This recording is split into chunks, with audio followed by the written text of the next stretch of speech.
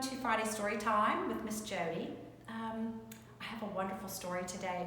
I didn't know this story until the other day when I read it, and I just fell in love with it. It's about a lamb, and I'm back here by this beautiful baptismal font. Look at these beautiful flowers. Just being baptized reminds me of lambs, little babies, God's little lambs being baptized. And if you notice in the window above me, it's kind of hard to see because the sun's really coming in that white area up there, is a lamb right above the baptismal font. So the next time you come into the church, you can come back here and see the lamb above the font. Anyway, today our story is by Max Lucado. I have it in the Children's Treasuries, a children's first collection by Max Lucado, and it's called The Crippled Lamb. I hope you enjoy it.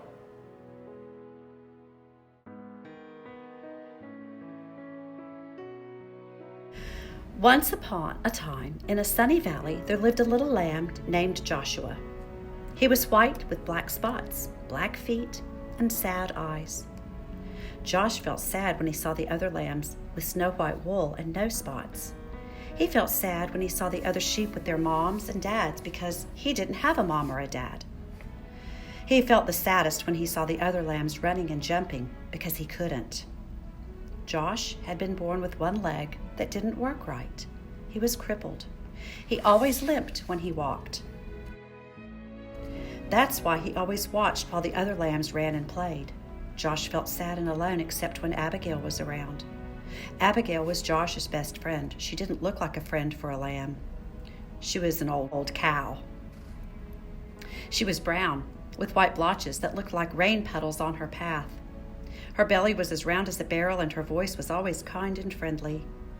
Some of Josh's favorite hours were spent with Abigail.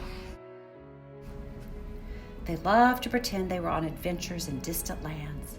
Josh liked to listen to Abigail tell stories about the stars. They would spend hours on the hill looking into the valley. They were good friends. But even with a friend like Abigail, Josh still got sad. It made him sad to be the only lamb who could not run and jump and play in the grass. That's when Abigail would turn to him and say, "Don't be sad, little Joshua. God has a special place for those who feel left out." Josh wanted to believe her, but it was hard. Some days he just felt alone. He really felt alone the day the shepherds decided to take the lambs to the next valley where there was more grass. The sheep had been in this valley so long, the ground was nearly bare. All the sheep were excited when the shepherd told them they were going to a new meadow. As they prepared to leave, Josh hobbled over and took his place on the edge of the group. But the others started laughing at him. "You're too slow to go all the way to the next valley. Go back, slowpoke. We'll never get there if we have to wait on you. Go back, Joshua." And that's when Josh looked up and saw the shepherds standing in front of him. "They're right, my little Joshua. You better go back. This trip is too long for you. Go back and spend the night in the stable." Josh looked at the man for a long time, and then he turned slowly and began limping away. When Josh got to the top of the hill, he looked down and saw all the other sheep headed toward the green grass. Never before had he felt so left out. A big tear slipped out of his eye, rolled down his nose, and fell on a rock. Just then, he heard Abigail behind him, and Abigail said what she always said when Joshua felt sad. "Don't be sad, little Joshua. God has a special place for those who feel left out." Slowly, the two friends turned and walked to the stable together. By the time they got to the little barn, the sun was setting like a big orange ball, and Josh and Abigail went inside and began to eat some hay out of the feed box. They were very hungry, and the hay tasted good. For a little while, Joshua forgot that he'd been left behind. "Go to sleep, little friend," Abigail said after they finished eating. "You've had a hard day." Josh was tired, so he lay down in the corner on some straw and closed his eyes. He felt Abigail lie down beside him, and he was glad to have Abigail as a friend. Soon, Josh fell asleep. At first, he slept soundly, curled up against Abigail's back. In his sleep, he dreamed. He dreamed of running and jumping like the other sheep. He dreamed of long walks with Abigail through the valley. He dreamed of being in a place where he never felt left out. And suddenly, a strange noise woke him up. "Abigail," he whispered, "wake up, I'm scared." Abigail lifted her big head and looked around. The stable was dark except for a small lamp hanging on the wall. "Somebody is in here," Josh whispered. They looked across the dimly lit stable. There, lying in some fresh hay in the feed box, was a baby. A young woman was resting on a big pile of hay beside the feed box.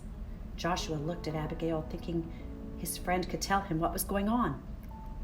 But Abigail was just as surprised as Josh.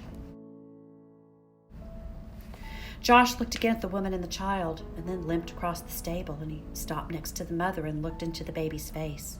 The baby was crying. He was cold. The woman picked up the baby and put him on the hay next to her. Josh looked around the stable for something to keep the baby warm. Usually there were blankets, but not tonight. The shepherds had taken them on their trip across the valley. Then Josh remembered his own soft, warm wool. Timidly, he walked over and curled up close to the baby. "Thank you, little lamb," the mother said softly. Soon the little child stopped crying and went back to sleep.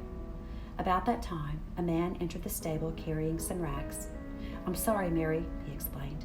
"This is all the cover I could find." "It's okay," she answered. "This little lamb has kept the new king warm." "A king?" Josh looked at the baby and wondered who he might be. "His name is Jesus," Mary spoke as if she knew Josh's question. "God's son. He came from heaven to teach us about God." Just then there was another noise at the door. It was the shepherds, the ones who had left Joshua behind. Their eyes were big and they were excited. "We saw a bright light and heard the angels," they began. Then they saw Joshua next to the baby. "Joshua, do you know who this baby is?" He does now. It was the young mother who was speaking. She looked at Joshua and smiled. "God has heard your prayers, little lamb, and this baby is the answer."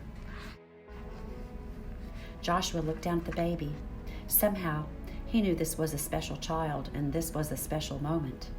He also understood why he had been born with a crippled leg. Had he been like the other sheep, he would have been in the valley. But since he was different, he was in the stable, among the first to welcome Jesus into the world. He turned and walked back to Abigail and took his place beside his friend. "You were right," he told her. "God does have a special place for me."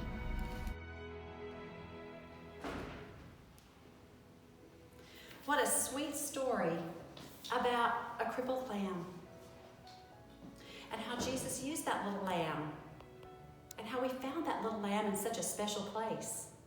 Anyway, I hope you enjoyed it. Have a great weekend, and I'll see you next week. Bye-bye.